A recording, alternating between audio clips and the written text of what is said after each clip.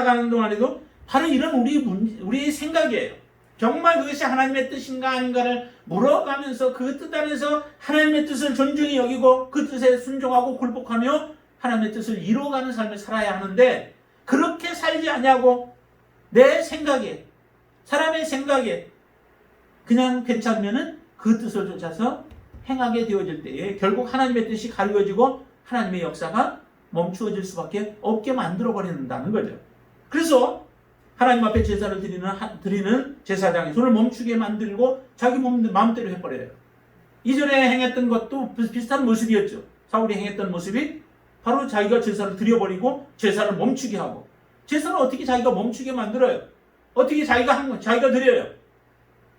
하나님 앞에 지금 우리의 제사의 모습도 사실은 그런 모습들이에요. 하나님 앞에 우리가 나의 제사를 멈추지 아니하리라 라고 고백하고 하나님 앞에 여러분들이 그런 믿음의 삶을 살 수 있게 되길 바랍니다.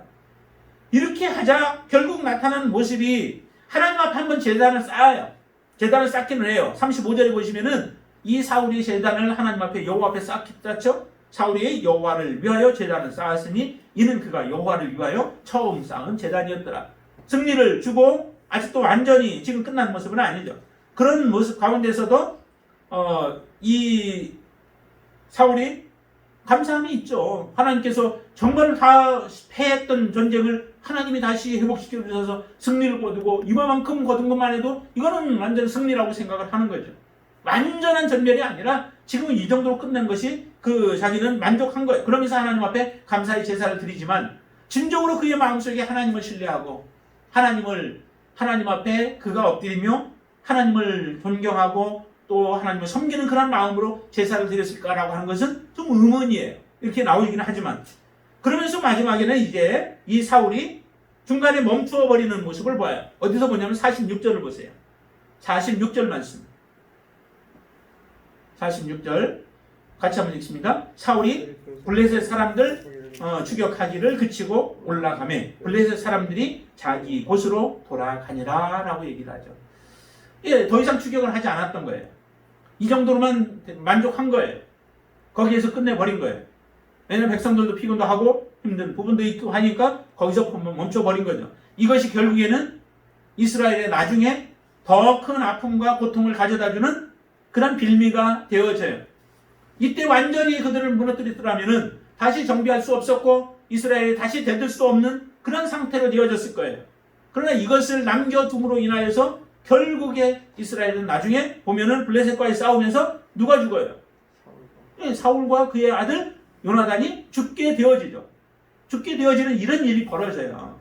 이런 아픔이 생기게 되어진다. 하나님의 뜻을 우리가 묻지 아니하고 내 생각이 옳은 대로 내 방법으로 일들을 행하게 되어질 때 결국 이와 같은 일들이 일어나게 되어지죠.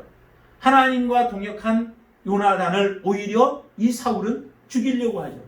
자기의 맹세를 지키기 위해서 죽이려고 해요. 이전에 앞에 보면은 그 입다의 모습도 비슷하죠. 그래서 입다가 뭐 사람을 죽였느냐 안 죽였느냐 계속 사람들은 그렇게 얘기를 하지만은 여기도 지금 요나단을 다른 백성들이 말리지 않았으면 자기 아들이지만 요나단을 죽였을 거예요. 근데 백성들이 그걸 가로막았죠.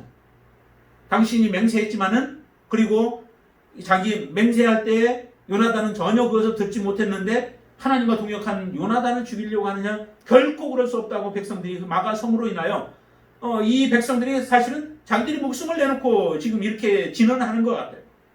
거기에 여호와께서 이 요나단을 구원하였다라고, 죽지 않게 구원하였다라고 하는데 그것이 뭔가를 대속의 의미가 있어요. 구원했다라고 하는 것에 대속의 의미가 있어요. 그러면은 대속이 무엇을 대속했냐? 자기들의 목숨을 내어놓고 지금 요나단을 지키고자 했던 백성들로 인하여 요나단이 구원을 받게 되어지죠. 이런 것처럼 사울은 결국에 하나님과 동역한 자조차도 죽여버리려고 했던 이런 일들을 저지르게 되어져요.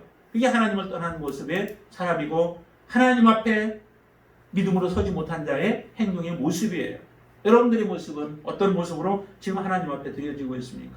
요나단과 같이 정말로 지금 우리가 하는 일들을 통하여서 하나님이 드러나고 하나님과 함께 동역하는 삶을 여러분들이 살아가고 계신가요?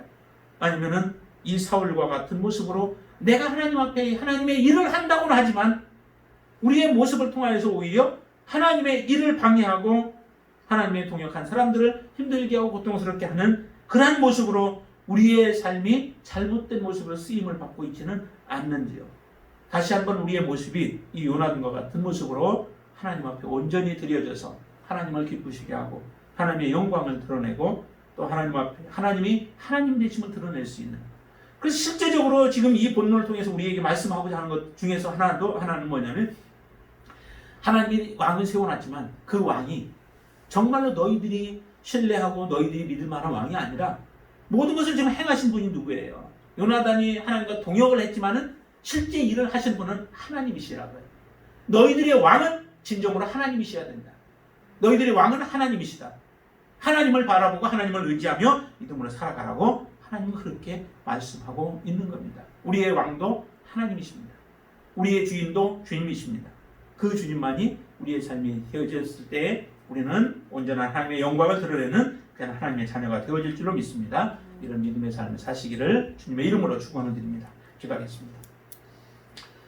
아버지 하나님, 하나님 앞에 우리의 모습 다시 한번 주님 앞에 내놓습니다. 우리의 모습이 정말 부족한 모습들, 또 연약한 모습들이 있었다 할지라도 다시 한번 우리가 하나님 앞에 이 말씀으로 우리 자신을 세우는 시간이 되어지게 하여 주시옵소서. 요나단, 아버지 하나님, 칼 한 자루밖에 없었습니다.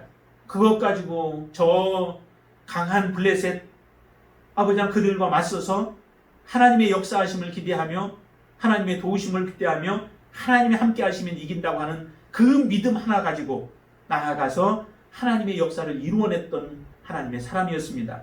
우리가 요나단과 같은 사람 되어지기를 원합니다. 하나님 그의 생에 하나도 정말 버릴 것이 없는 온전한 모습으로 하나님을 섬겼던 것처럼 우리의 삶의 부분 가운데서도 지나온 날들은 우리가 잃어버리고 앞으로 표대를 향하여 앞으로 달려가게 하여 주시고 하나님의 뜻을 우리의 삶을 통하여서 하나님과 동역하며 뜻을 이루어내는 자들이 되어지도록 역사하여 주시옵소서. 하나님 이곳에서나 또 집에서 드려지는 모든 사람들 하나하나 그 예배의 삶 가운데 하나님이 중심이 되어지게 하여 주시고 하나님이 주인이시고 하나님이 왕이심을 고백하며 우리가 이 어려움들도 이겨낼 수 있도록 역사하여 주시옵소서. 예수님의 이름으로 간절히 기도드리옵나이다. 아멘.